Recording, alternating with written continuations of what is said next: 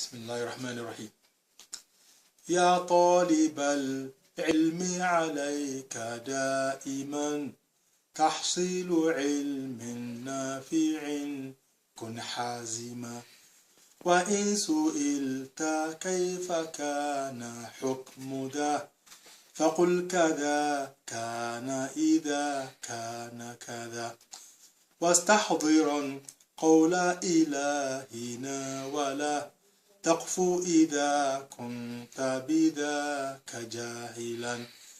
أو إن سئلت كيف قال أحمد أو مالك أو قيل ماذا قصدوا فقل كما يبدو بلا تكلف ولا افتراء وبلا تفلسف. فطالب العلم أمين في الأداء وفي التلاقي وبه يستهدى. فطالب العلم أمين في الأداء وفي التلاقي فبه يستهدى. وجهله بما يساس لا يضر، أعني بذا سياسة لا تستقر. هذه السياسات التي نشهدها ألعوبة العصر محير كن هو. فخل بينها ومن يطلبها ترتاح وتسلم من شرورنا بها.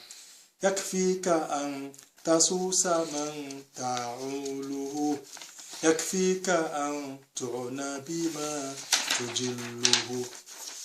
حافظ على صديقك المبجل المخلص الناصح للمجامل.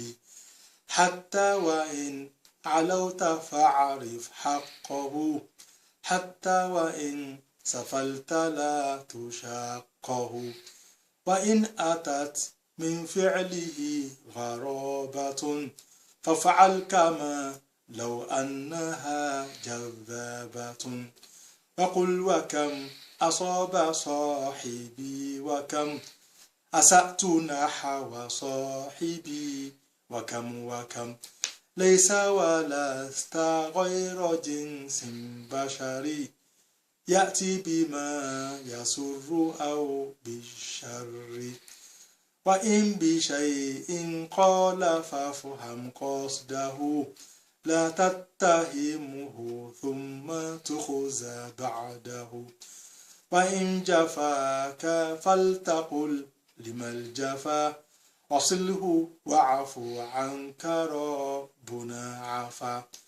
وكن شجاعا فوق قمة بقلبك الصافي وكن ذا همة غير معاد أو مجاف عائشة، غير معاد أو مجاف عائشة. محترما محافظا لا فاحشا، وخادما للعلم والقرآن وداعيا لدين للعدوان. تلك خصال الخير فاتصف بها تترك لك ثناها ما دمت بها. واحرص على اتباع هدي المصطفى، واحرص على اتباع هدي المصطفى وصحبه أولي الصفاء والوفاء.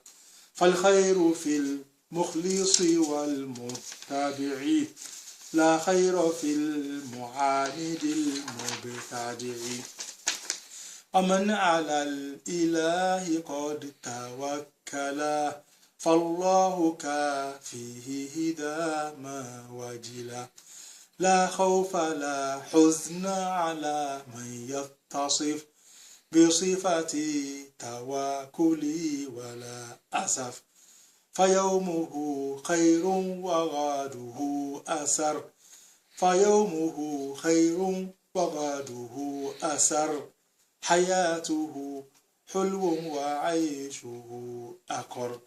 فيومه خير وغاده أسر حياته حلو وعيشه أقر على الإله إخوتي توكلوا في كل أمر وبذا تجملوا واذكر أليس الله أو حسبك هو فهو حسبه إذا العدا أتوا أو خفت أمرا حسبنا الله اقرأ وأتبع الأسباب ذا لا تغفلا يا ربنا يسر لنا توكلا عليك دوما وارزقي تحملا وأيد الجميع يا إلهنا بالنصر وتوفيق دوما ربنا